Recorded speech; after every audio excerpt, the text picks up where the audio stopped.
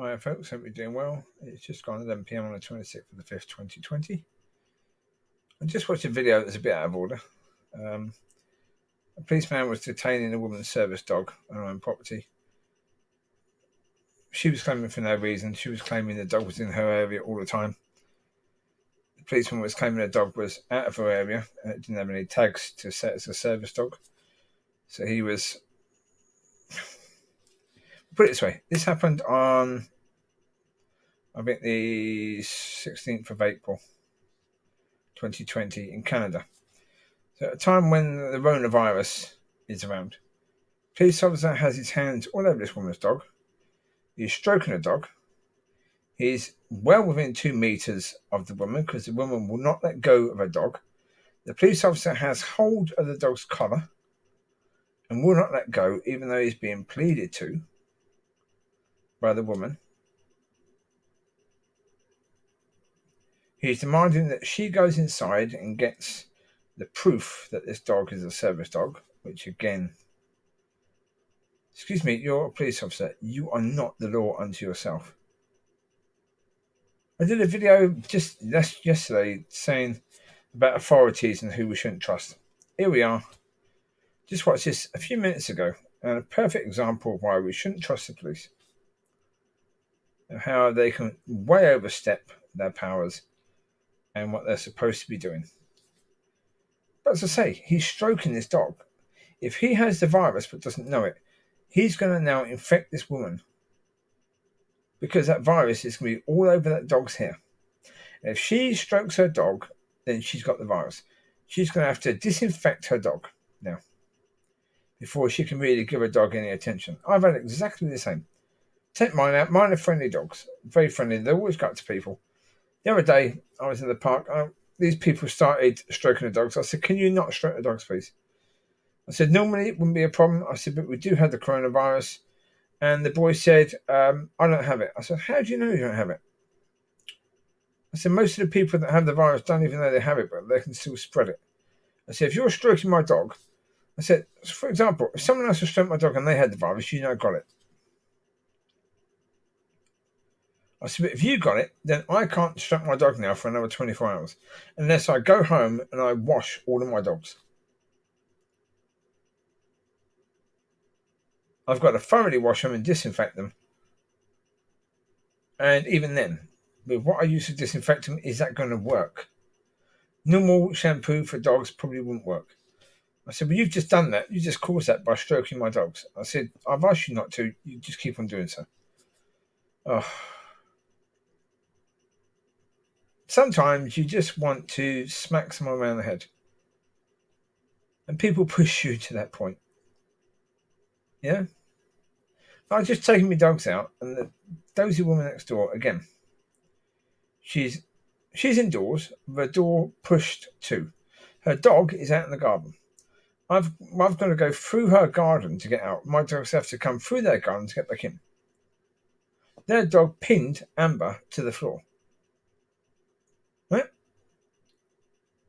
Again, I've told this woman time and time again, supervise your dog when it's outside. Don't just leave it out. She won't take no notice at all. It's absolutely a pain in the butt. Really is. And Smoke a lot. He's out there all the time again now. Yesterday he was there from I think 2 o'clock and he was there all night till about 1 o'clock in the morning. I didn't take my dogs out before bed because again he didn't go in at all. All flipping night he just sat out there, smoking, coughing his lungs up. Ugh. But as to Rona, we're coming towards the stage now where they're starting to unlock. And that's going to be interesting, to say the least.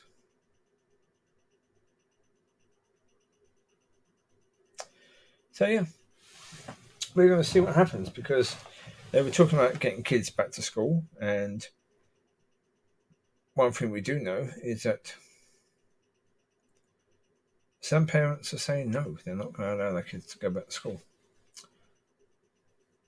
I don't think that's going to last. I think the government are going to push for all kids to go back to school. Crazy business. Because the only reason to get kids back to school is because the economies all around the world, certainly if countries that are locked down, the economies are struggling because America has suffered great losses in jobs because the government has not supported their workers financially. In the UK, they did, but that then means the government is in tremendous problems debt-wise because they've furloughed so many people, which basically means if it's a smallish company that can't afford to pay its workers, that company applies to be furloughed, which means the government pays, I think, 75% of the wages for the staff. Now, of course, if you do that for the whole of the country, that's a huge amount of money. You're talking, it's got to be hundreds of millions to do that. And that money's all got to be paid back at some point. I think the government mucked up. I mean, what they should have done is said, right, we're furlough, but if we're going to furlough, you have to pay back 50%. Not straight away, but over the next year, you have to pay that money back. Because we're helping you to stay open. But that shouldn't be the debt of the whole country. That should be your debt. At least 50% of it should be your debt. The other 50%, we'll hopefully have the economy grow and then we can pay that off that way. That's what they should have done. I don't think they did it at all. So that means that it's going to be the poor and it's going to be the people in public areas of work that are going to have to pay for it, as in council workers, that sort of thing. Teachers, nurses. Those sort of people are going to have to pay for that huge amount of money to be paid back. It's never going to be the rich. It's never going to be the people in private employment. Yeah. They won't have to pay it. I mean, what they could do is just say everyone's council tax goes up a little bit to pay that off. That would be a fair way of doing it if you're going to do it, I suppose. But, yeah, how they're going to do it, I don't know. I suspect it's going to be cutting benefits, and any benefits that are supposed to be raised, they will cut their raises, and, it's going to be harder for the people that have nothing because they're going to take a little bit away from them, a little bit more. Of course, when they had the recession beforehand, who did they target? The people that had nothing. And the people that had very, very little. People on benefits and stuff like that, and the people on low wages in public work, they cut their wages even lower. Instead of taking on the banks, instead of actually saying, the bank should pay back the money that the government gave them, they didn't. And that's another strange thing, isn't it?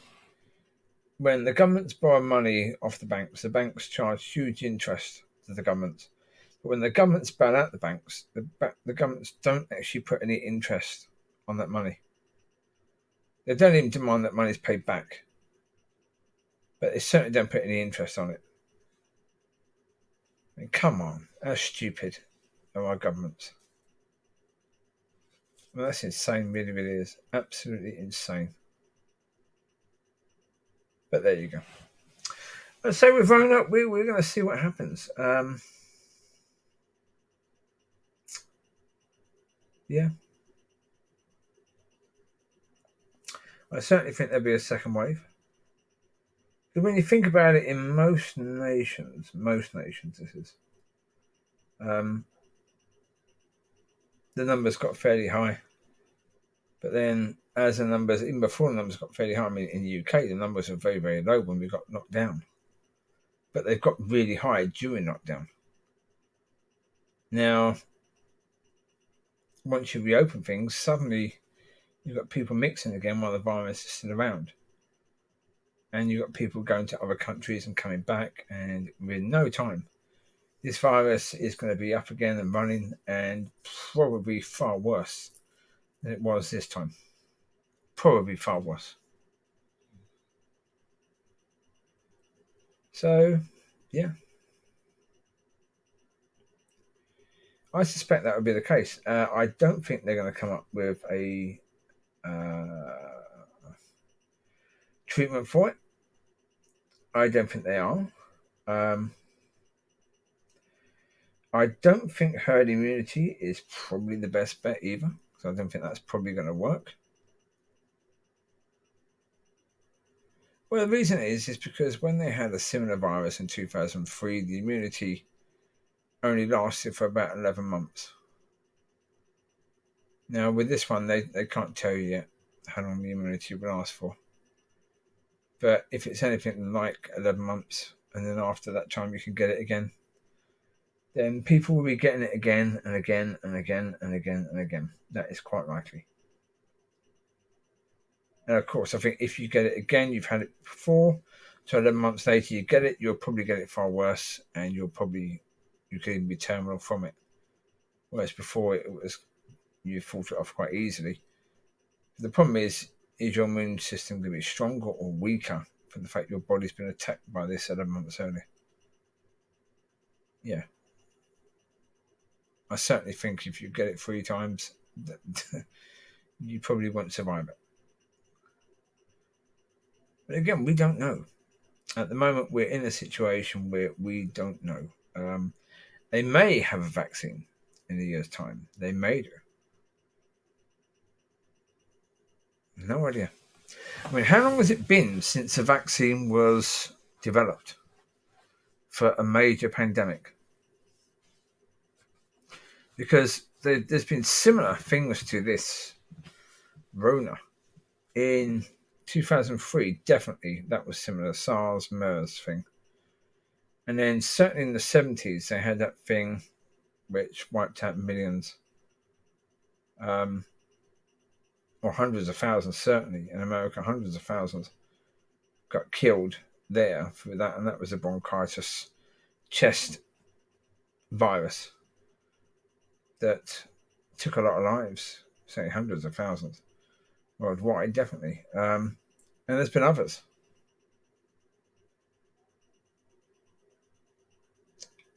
And they're probably related, and the fact it keeps on coming back. Yeah, we have a problem with population. Our population has grown immensely. I was talking to a lady in the local supermarket about it yesterday. That the problem is, at the time we had the Black Plague, people were dying of so many things, even before the Black Plague and even afterwards, that because the population was being kept at a reasonable level, it was always hard for a virus to spread and spread and spread so quickly and so easily. Now, any virus can spread incredibly quickly, incredibly easily, without any mercy whatsoever. And this one, the same as every virus, goes for the weak. It's killed off the weakest of the people so far. The people who are elderly, very elderly, or the people that had underlying conditions. And if you had underlying conditions, put it this way, anyone who would be certainly not called up to a war, who would be in a war situation, would be counted as useless in a war situation. That's the people that this virus has taken out. And generally speaking, in war situations, the elderly aren't called up, and the people with medical conditions aren't called up because they're more of a liability. And of course, these are the people exactly that the virus is targeting and getting. So, yeah, it is what it is. So, yeah, we'll just have to see what happens with this one. There's a lot of talk about opening up. So that's the stage we're at right now. Is that all the talk is about opening up. So we'll see how that works out. Of course, from the point of view of leaders, it's an incredibly delicate balancing act. You're in a situation where if you open up too soon, it could lead to thousands more deaths. If you open up too late, it could lead to hundreds of millions of pounds lost in the economy, which itself could lead to more deaths. So, or at least very, very tougher lives for a lot of people. So, you're going to harm people with one way or the other. Unless you get it spot on,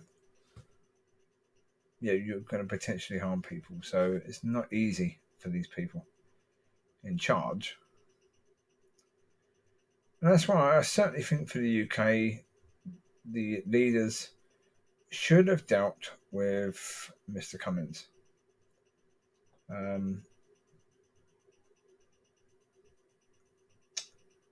If you've heard the news of his situation, you haven't had an opinion, but certainly it's the case that when you're having to deal with the Rona and coming out of it at the right time, the last thing you need is to have to defend one of your advisors because he's done something incredibly reckless and stupid.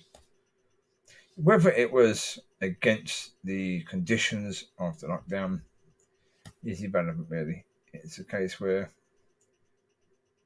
he did what he did. It's done. But the government shouldn't be bogged down by that. And it does seem to be at the moment a bit. So, not helpful. I will include that video of the police officer detaining the woman's dog.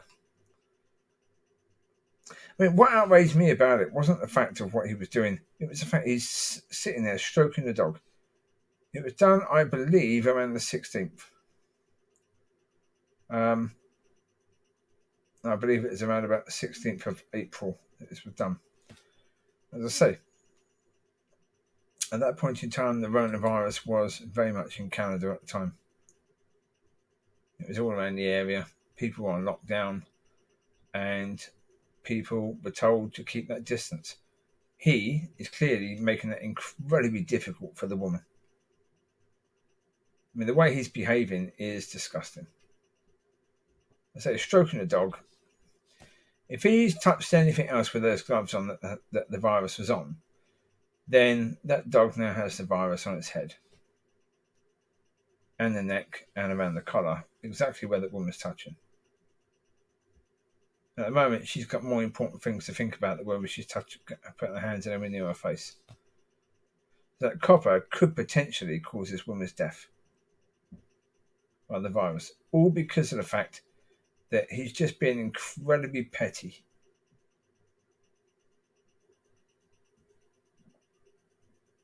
I mean, if any cop had grabbed my dog because my dog was on the path, I wouldn't put up with that in any way, shape, or form. So I've had idiots around here say, "Oh, your dog's just supposed to be on the lead." Yeah, because of the owner. No, not. Because when I take the dogs out and play, I've been passed by police vans and none of them have ever stopped and said, "Excuse me, your dog's supposed to be on the lead."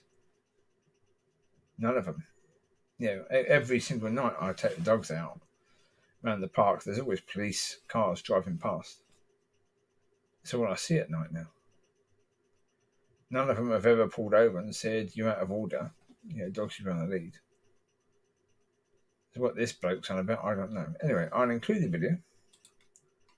I'm going to try and get the video put up now because it will soon be 12 and therefore it shows a different date when the video is done. Quite often that's the case with videos. They're often shown as done on a different day. Anyway, this will be counted as Rona update. I know it's update on Rona or update on the one I did yesterday. I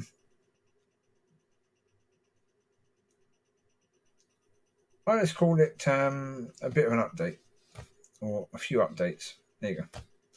A few updates. There you go. Rona and Bad Authority. I've no idea. I'll sort it out. All right. You take care. God bless. You'll find out the name of it as soon as I do, because it'll be up fairly soon afterwards. All right. Again, it won't necessarily be as soon as I do because you could be watching this a year after it's done. So, yeah. Anyway, you take care. God bless. I will speak to you soon. Bye bye.